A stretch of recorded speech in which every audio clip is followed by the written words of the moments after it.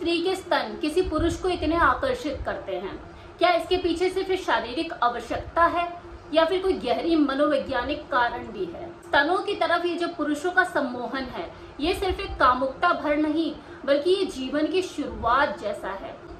उस पहले प्रेम से, उस पहली सुरक्षा से जो कि उसने शिशु अवस्था में महसूस करी। जब एक बच्चा जन्म लेता है तो जिस चीज से उसकी आंखें सबसे पहले जुड़ती है वो स्त्री के स्तन ही होते हैं, जहाँ उसे उसकी पूरी दुनिया मिल जाती है।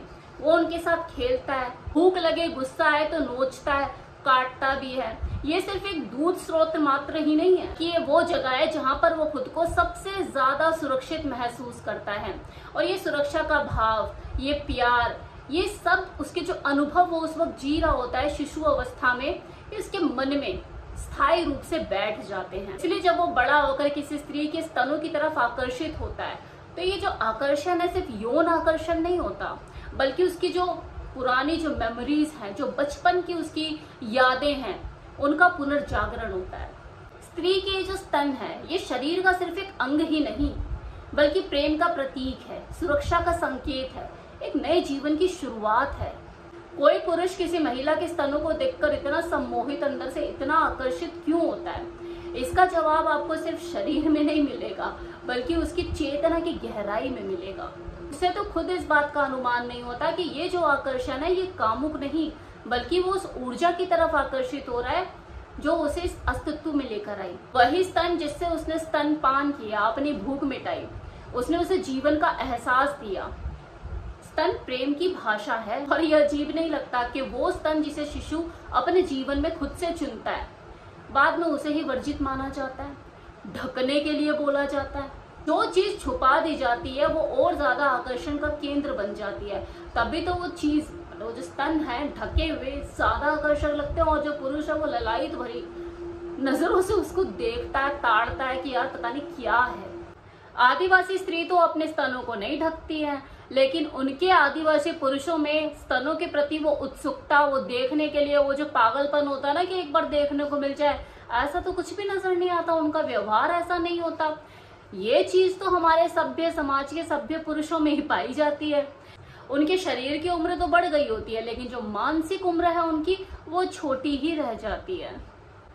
उनकी नजर स्तनों के ऊपर ही आकर ठहर जाती है और तो कुछ देखती ही नहीं है। स्तन उनके लिए ठन बन के रह जाते हैं। इस समाज के पुरुषों को ये समझना होगा कि स्तनों की तरफ उसका आकर्षण सिर्फ जिस्मानी नहीं बल्कि मनोवैज्ञानिक भी है। ये सिर्फ एक भूख ही नहीं बल्कि एक तड़प भी है, उस स्नेह की, उस ममता की, उस सुरक्षा की जो उसने कभी महसूस की थी। और ये तड़प उसमें अभी भी जीवित है और रहेगी, लेकिन वो उसे समझ नहीं पा रहा है। कोई स्त्री जब अपने स्तनों को सम्मान देती है, खुद से स्वीकार करती है, तब वो सबसे ज्यादा खूबसूरत लगती है।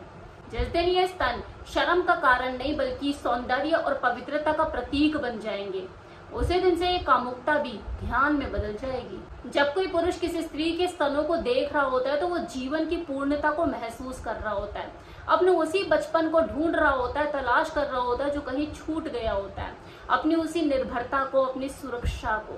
इस आकर्षण को अगर जागरूकता में ना बदला जाए तो यह वासना बन जाता है, और अगर इसी आकर्षण को ध्यान से देखा जाए तो ये प्रेम बन जाता है।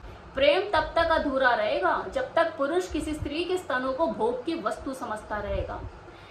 किसी पुरुष का स्त्री के स्तनों की तरफ आकर्षित होना, इसमें कुछ गलत नहीं है, लेकिन यह आकर्षण वासना में नहीं बदलना चाहिए। ये एक साधना होनी चाहिए। वासना और साधना में फर्क होता है। स्त्री के स्तनों में ये पूर्ण सृष्टि समाई है, मतलब सृष्टि का वास है, आप वहां पे उसे देख सकते हो, लेकिन ये वही देख सकता है जिसके भीतर जो वासना है वो प्रेम में बदल चुकी है। बाकी स्तनों का आकर्षण तो देखो कुछ ऐसा है कि एक कवि कितनी कविताएं सिर्फ स्तनों के आकर्षण के ऊपर ही लिख डालेगा, वही चित्रकार अपने चित्र में स्तनों की ही चित्र बनाएगा, और एक मूर्तिकार आपको अपनी मूर्तियों में स्तनों को ही खोदता हुआ नजर आएगा। कि अगर आज के जबान में बात करूं तो वो लोग जो कि स्तनों को सिर्फ एक भोग वस्तु मात्र मानते हैं, उनके लिए तो क्या है कि यार छोटे में मजा नहीं आता, बड़े में मजा आता है। जाके बच्चा तो छोटे से भी दूध पी लेता और बड़े से भी। प्रकृति ने कोई भेदभाव नहीं किया कि हाँ इसके छोटे हैं तो इसमें दूध नहीं आएगा और इसके बड़े हैं तो इसी में दूध आएगा। हाँ, अगर थोड़ा वैज्ञानिक दृष्टिकोण से देखा जाए तो ये जरूर कहा जाता है कि बड़े स्तन होना, मतलब किसी फीमेल के थोड़े स्तन बड़े हैं तो इसकी प्रजनन क्षमता, अच्छी प्रजनन क्षमता का एक प्रतीक हो सकते हैं, हेल्दी स्वास्थ्य की वो मालिक हो सकती है। इसलिए कहा जाता है कि जब तक कोई स्त्री माँ नहीं बनती वो पूर्ण रूप से तृप्त नहीं होती। पिता के लिए ये बात नहीं कही गई है और ना आगे कभी कही जाएगी कि जब तक कोई आदमी पिता नहीं बन जाता उसका जीवन तृप्त नहीं होता। वो अगर पिता ना भी बने तो उसका कुछ नहीं खोता, लेकिन अगर एक स्त्री माँ ना बने तो वो कुछ खो देती है। जब कोई माँ पुकारने वाला उसे पैदा होता है, उसके स्तनपान करता है, उसके स्तनों को अस्तित्व मिलता है और वो पूर्ण हो पाती है।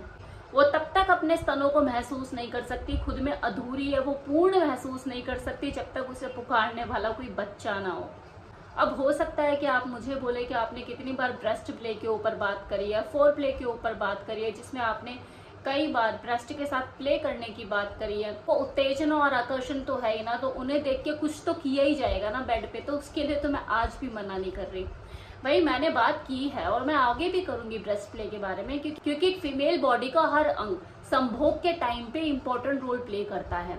उसके हर अंग में कामुकता भरी हुई है, लेकिन आप वासना लेके बेड पे उतरते हैं, कामुकता नहीं, प्रेम नहीं। वासना और कामुकता में धागे जैसा फर्क होता है। वही फर्क मैंने आपको इस वीडियो में इस इंफॉर्मेशन के जरिए समझाने की कोशिश की है। अब देखिए, ये बूब्स, ये ब्रेस्ट, ये स्तनों के आकर्षण के प्रति मैंने पहले भी कई बार वीडियो बनाए हैं, लेकिन उसमें वो एक्सप्लेनेशन कुछ अलग था, रोमांच था, एक्साइटमेंट थी। वो जो मैंने वीडियो बनाई उसमें इंफॉर्मेशन दी वो अलग तरह की इंफॉर्मेशन थी। ये जो वीडियो में मैंने आपको जानकारी दी है ये आध्यात्मिकता से जुड़ा हुआ है। उम्मीद करती हूँ कि इस वीडियो को भी आप उन्हीं वीडियो की तरह पसंद करोगे। Thank you so much.